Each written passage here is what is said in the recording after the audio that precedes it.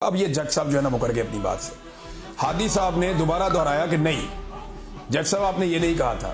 آپ نے کہا تھا کہ میں نے اسے پکڑ لیا نا. تو ویسے میں آپ کو بتاتا ہوں پکڑنا تو جب بھی ہے وہ اللہ رب العزت نے پکڑنا ہے. اس کی پکڑ بڑی سخت ہے. وہ پیشانی کے بالوں سے اور پیروں سے پکڑ لیتا ہے. انسان ہل بھی نہیں سکتا. اللہ تعالیٰ قرآن پاک میں کہتا ہے بار بار کہ اس کی پکڑ بڑی سخت ہے میرے اللہ کی. تو پکڑنے کا اختیار تو صرف اللہ کے پاس ہے.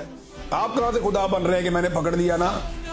اور اگر کسی دن آپ کو اللہ کے حکم سے عوام نے پکڑ لیا نا تو پھر آپ دیکھیے گا کیا ہوگا. اور بہت سارے ممالک کی مثالیں آپ کے سامنے ہیں جو وہاں پہ ایسے ججز کے ساتھ جو اسٹیبلشمنٹ کے یا حکومتوں کے اشاروں پر ناچتے تھے ان کے ساتھ ہوا.